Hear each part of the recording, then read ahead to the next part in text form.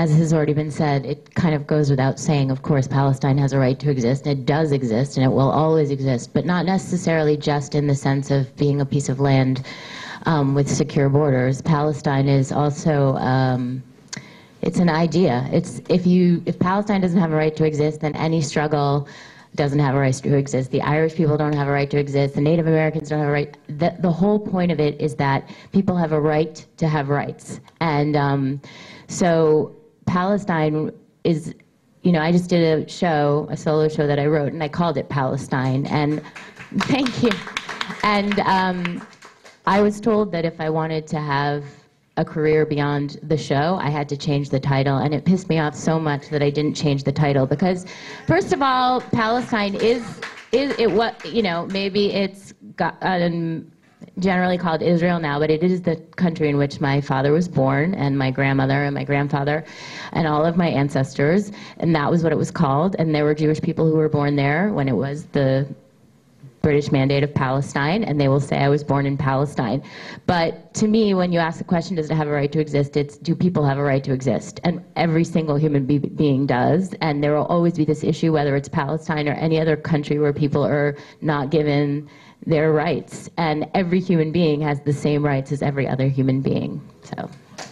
We stick with international law. In fact, the Zionist Israeli government does not have a right to exist. Why? Because the partition plan that was brought before the General Assembly, the partition plan which was supposed to divide the land between the Israeli Zionist Jewish population and the Palestinian population, was supposed to go to the Security Council for approval. It never went to the Security Council for approval. It was a recommendation. So under international law, the Zionist colonization of Palestine is not legal, and therefore the Zionist structures, the government and otherwise, do not have a right to exist. And that's not to conflate the people with the state.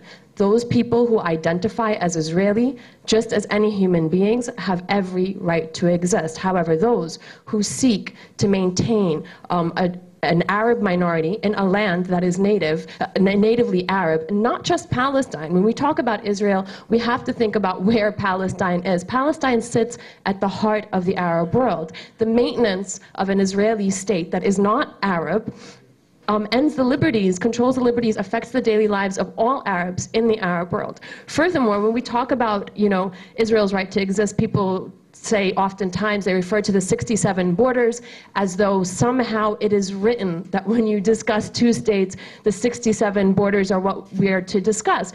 Nowhere is it written. It's an arbitrary date picked on the date of another occupation. It could have been 48 or 49 or 47 or 2001. So there's nowhere that it says that we have to stick to the green line or the 67 borders. Firstly. Secondly, addressing the issue of the 67 borders, if we are to say that Israel as a Jewish Zionist state, or as a purely Jewish state, a state for the minority in the land of the majority native Palestinians, in order to affect that state, you'd have to continue the structures and mechanisms of oppression that gave birth to Israel. Population control, okay, exile, a complete negation of the rights, the fundamental rights of 2/3 of the Palestinian population, the refugees, who surround Israel.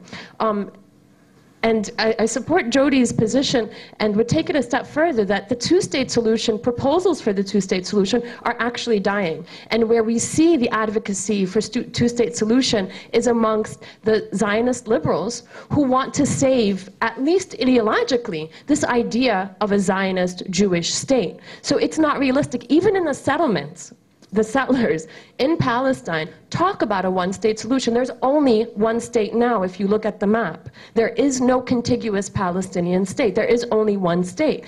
Now, the issue for us, and I would like to pose, I'm sorry for going on too long, is as organizers and as this movement is exponentially growing by the day, and it's very exciting, that we keep this in mind and not debate the issue of whether it's one or two states. The idea of two states is absolutely impossible, but rather what model of one state in Palestine do we want to see? Sorry, could I also, I just wanted to add